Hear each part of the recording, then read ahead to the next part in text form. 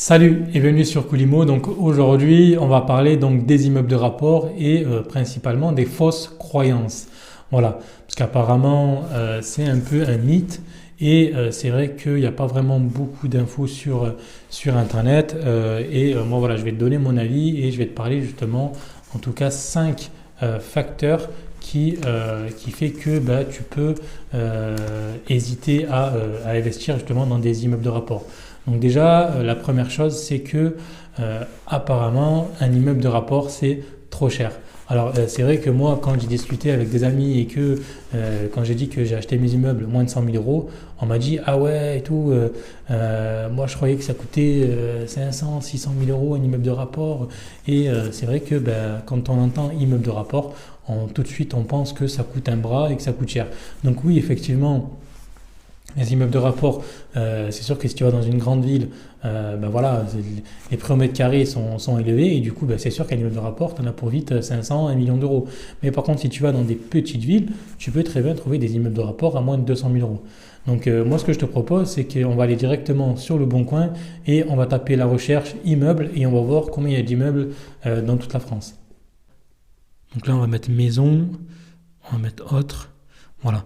Donc il faut cocher maison, autre. Alors j'ai pas mis appartement parce que voilà, ils vont montrer des appartements. Et là, on voit que donc ma recherche, donc j'ai tapé immeuble, vente immobilière, j'ai coché donc maison et autres. D'accord, il faut bien mettre autre aussi, prix maximum, donc 200 000 euros. Et on voit ici en bas qu'il y a 7 529 annonces concernant un immeuble de rapport, enfin des immeubles de rapport. Et là, tout de suite, donc la première annonce que je trouve aujourd'hui, voilà, un immeuble à 92 000 euros, donc 283 mètres carrés, un immeuble à 79 500 euros, donc qui fait 122 mètres carrés, un immeuble à 81 000 euros. Tu vois, déjà, on voit qu'il y a des immeubles à moins de 100 000. D'accord? Et là, alors si tu regardes bien, il faut regarder donc le prix au mètre carré. Forcément, ici, on est dans des petites villes. D'accord? Quand le prix au mètre carré est faible, on est dans des petites villes. Là, on est à 1100 euros du mètre carré. Donc là, c'est une maison. Donc laisse tomber. Immeuble. Voilà, donc voilà. Il faut regarder aussi le prix au mètre carré. Hein, c'est très important. Après, voilà, de toute façon, je te ferai une vidéo spécifique sur la recherche d'annonces, d'accord? Et je te donnerai aussi ma méthode, comment je fais pour rechercher sur le Bon Coin, parce que tu verras, j'ai une méthode assez différente. Voilà. Donc, tu as bien vu que ici, finalement, en fait, il y avait 7000, d'accord? 7000 annonces d'immeubles. D'accord. Et encore, j'ai pas recherché, dis-toi, j'ai pas recherché sur Facebook parce qu'il faut savoir que Facebook, ils ont donc ce qui s'appelle Marketplace. C'est un peu comme le Bon Coin. Et tu peux aussi très bien trouver des immeubles de rapport. Tu as aussi donc d'autres sites, tu as plein de sites aussi, comme Se Loger, comme il y a beaucoup de Internet aujourd'hui, il y a beaucoup de sites et du coup, tu peux très bien te retrouver à avoir pas mal d'immeubles. Donc finalement, tu as le choix en fait. Voilà, donc des immeubles de rapport, il y en a pas mal à moins de 200 000 euros. Maintenant, il y a une deuxième fausse croyance qui est que dans des petites villes, parce que là je te parle principalement donc, des immeubles de rapport qui sont situés dans des petites villes, qu'apparemment il y a beaucoup de vacances locatives. Donc je ne sais pas si tu as déjà étudié donc, le secteur, si tu as déjà étudié un petit peu les petites villes, qu'est-ce qui se passe? En fait, il y a beaucoup d'appartements qui sont anciens. D'accord? Et forcément, c'est sûr que si toi tu vas acheter un immeuble de rapport avec des appartements et que tu fais pas de rénovation, c'est sûr et certain que tu vas avoir de la vacance locative. Ça, c'est certain. Voilà. Ce qu'il faut, c'est qu'il faut se démarquer de la concurrence. Il faut absolument cibler ton type de locataire que tu vas choisir. Et voilà. J'avais fait justement un petit vocal à Alexandre qui m'avait demandé justement dans ma vidéo.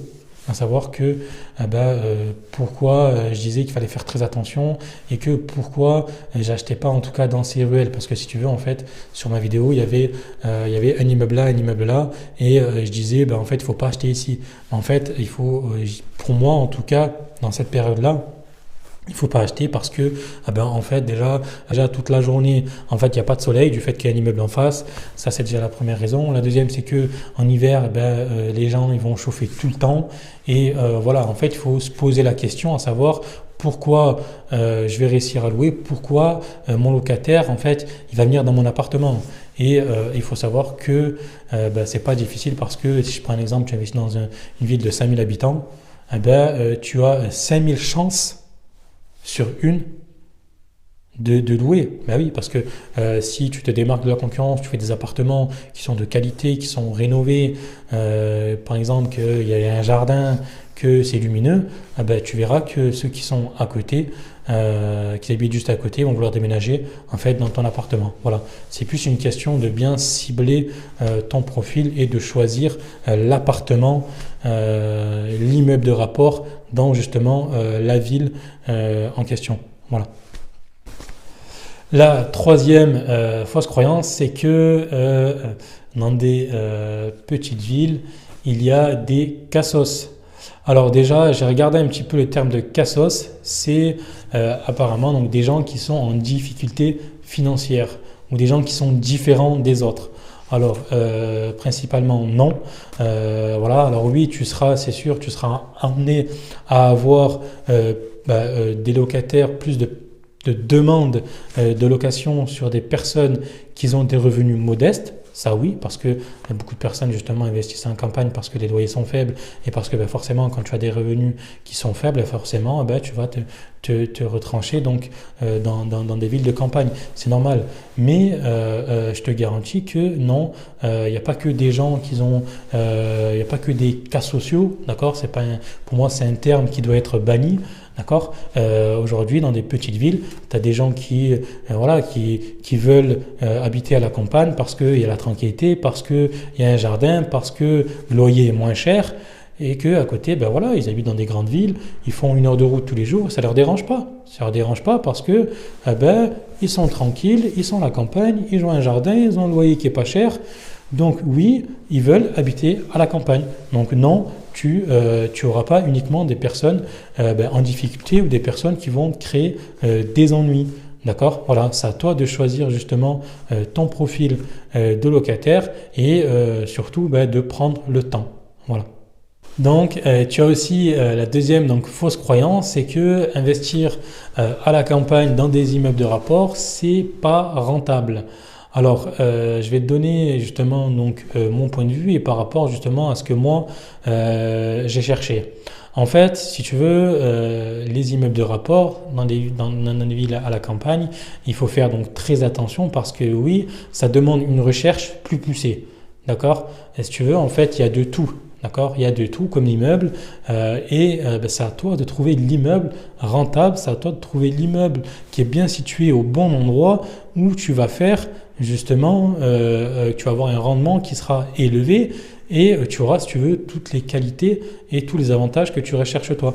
Voilà, donc pour moi, je dirais plutôt l'inverse. C'est très rentable d'investir à la campagne, mais encore une fois, il faut que tu cibles justement plusieurs choses, que à la fois tu cibles justement ce type d'immeuble, tu cibles ton type de profil, tu vas cibler ta zone et voilà. Les immeubles de rapport, oui, c'est très risqué si tu te lances sans connaissance. D'accord? C'est un peu comme tout en fait. Tu vas te lancer dans quelque chose que tu ne connais pas, c'est risqué parce que tu n'as pas de connaissances. Et si tu te lances dans quelque chose que tu connais parfaitement et que tu es bon dans ce domaine et que tu connais tout, pour toi ça va pas te paraître risqué. D'accord? Mais à l'inverse, pour les autres, ça va être très risqué. D'accord? Voilà. Donc oui, ça demande à avoir une recherche plus poussée, ça demande à être beaucoup plus prudent.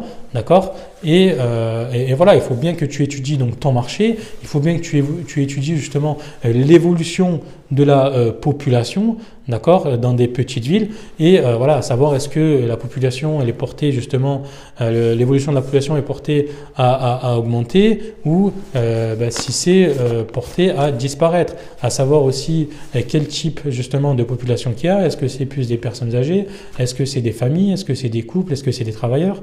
Voilà, tu vas faire si tu veux ta recherche sur Google aujourd'hui il y a tout, c'est ton ami et voilà, tu vas voir si cette ville-là elle est portée justement à évoluer et si c'est intéressant donc d'investir. Voilà, il faut pas uniquement regarder donc la rentabilité, d'accord, il faut vraiment regarder à la fois le cash flow que tu vas avoir, le prix d'achat que tu payes parce que oui, dans des petites villes, il faut faire très attention. Il faut acheter en dessous du prix du marché. toute façon, si tu es un investisseur qui fait des bonnes affaires, un investisseur qui sait investir, il achète en dessous du prix du marché. Comme ça, quoi qu'il en soit, même si demain tu n'arrives pas à louer pour X raison, tu vas revendre ton bien. Le fait que tu l'as acheté en dessous du prix du marché, même si tu le revends encore une fois en dessous du prix du marché, tu ne seras pas perdant. D'accord? Voilà, c'est vraiment, c'est en amont qu'il faut se faire, c'est en amont qu'il faut anticiper. Et si tu achètes en dessous du prix du marché, eh ben, à ce moment-là, eh ben, c'est déjà pas mal. Maintenant, il faut faire attention justement que quand tu achètes un immeuble de rapport où tu as des grosses rénovations, il faut faire très attention que le prix total, une fois que tu auras fait les travaux, ne dépasse pas le prix au mètre carré du marché. Je te prends un exemple. Si tu achètes un bien 100 000 euros et que tu fais 100 000 euros de travaux, ben, tu vas avoir un bien qui t'aura coûté 200 000 et que dans ton secteur, tu as des mêmes biens comme toi à 150 000, ben, tu es d'accord que finalement, ton coût d'acquisition plus tes travaux, tu seras à un prix au marché qui sera supérieur au prix du marché actuel. Donc c'est pour ça c'est très important d'étudier donc, le projet dans sa globalité pour voir si ton immeuble il est rentable. Voilà. Maintenant, je vais te donner mon point de vue. Alors, pour moi, un immeuble de rapport, non, c'est pas trop risqué. C'est très risqué, comme je te l'ai dit, si tu ne te formes pas et si tu investis en fait à l'aveugle. Voilà. Maintenant, je vais te donner mon point de vue à moi et je vais te donner mon avis. Alors, comme tu l'as vu, j'investis uniquement dans des immeubles de rapport et je trouve en tout cas que les immeubles de rapport, ils ont en tout cas beaucoup plus d'effet de levier que si tu achètes uniquement un appartement. Je te prends un exemple, tu achètes un immeuble de rapport à 200 000 euros qui compose 6 appartements. Et à côté, un appartement à 200 000 euros, si tu veux, l'effet de levier, pour ma part, sera plus important dans un immeuble de rapport de 6 appartements. D'accord? Pourquoi? Parce que tu peux très bien revendre appartement par appartement.